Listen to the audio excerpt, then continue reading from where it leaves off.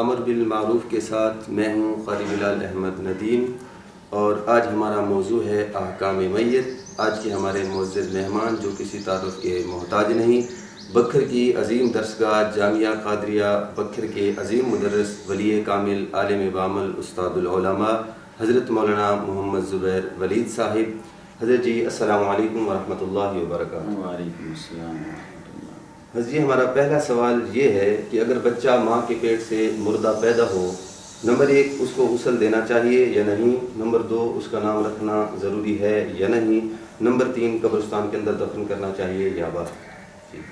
اس کے بارے میں یہ ہے کہ جو مردہ بچہ پیدا ہوتا ہے تو اس کو غسل دیا جائے اور اس کا نام بھی رکھا جائے، البتہ اس کا جنازہ نہیں ہوگا، اور پھر یہ ہے کہ اس کو لپیٹ کے قبرستان میں دفن کر دیا جائے۔ قبرستان کے باہر دفن کرنا ٹھیک ہے؟ نہیں، قبرستان کے باہر نہیں، قبرستان میں ہی دفن کر دیا جائے۔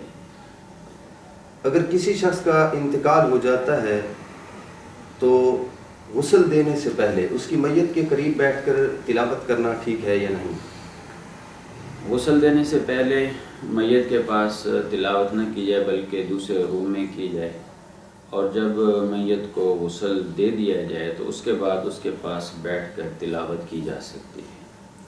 اکثر دیکھنے میں آتا ہے کہ لوگ میت کو غسل دیتے وقت پانی میں بیری کے پتے ڈال دیتے ہیں، اس کی شرعی حیثیت کیا ہے؟ یہ بیری کے پتے ڈالنا یہ مسنون ہے۔ نبی صلی اللہ علیہ وسلم کے دور میں آپ صلی اللہ علیہ وسلم نے مختلف احادیث میں آیا ہے کہ بیری کے پتے ڈالنے کا آپ نے حکم دیا ہے، اور اس کی جو لاجک ہے وہ ہے صفائی، تو یہ مسنون ہے، کوئی لازم اور واجب نہیں ہے۔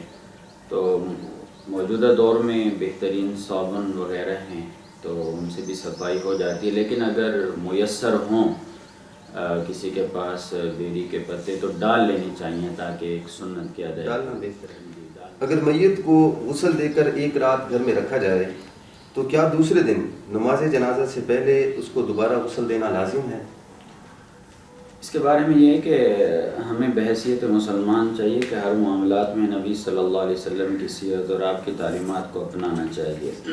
اپنے جو تعلقات ہیں اس پر نبی صلی اللہ علیہ وسلم کی تعلیم کو مقدم رکھنا چاہیے۔ تو جنازے کے بارے میں نبی صلی اللہ علیہ وسلم کا حکم ہے کہ جلدی اسرعوا بالجنازہ، کہ جنازے کے بارے میں جلدی کرو، اور جنازہ پڑھنے کے بعد بھی آیا ہے کہ اس کو قبر کی طرف جلدی لے کر جاؤ۔ اگر تو نیک ہے تو اپنے اچھے مقام کی طرف پہنچ جائے گا، اگر وہ میت گناہگار ہے تو اپنے کندھوں سے اس کا بوجھ ہٹاؤ، یہ حدیث میں آتا ہے۔ تو لہذا جنازہ اول تو جلدی کرنا چاہیے، لیکن اگر کسی نے کم فہمی کی وجہ سے، ناسمجھی کی وجہ سے لیٹ کر دیا، کسی کا انتظار کیا کہ غسل دیا، ایک رات گھر میں ٹھہرا کے پھر اگلے دن جنازہ پڑھنا ہے، تو لہٰذا وہ اگلے دن دوبارہ غسل دینا ضروری نہیں، وہ ایک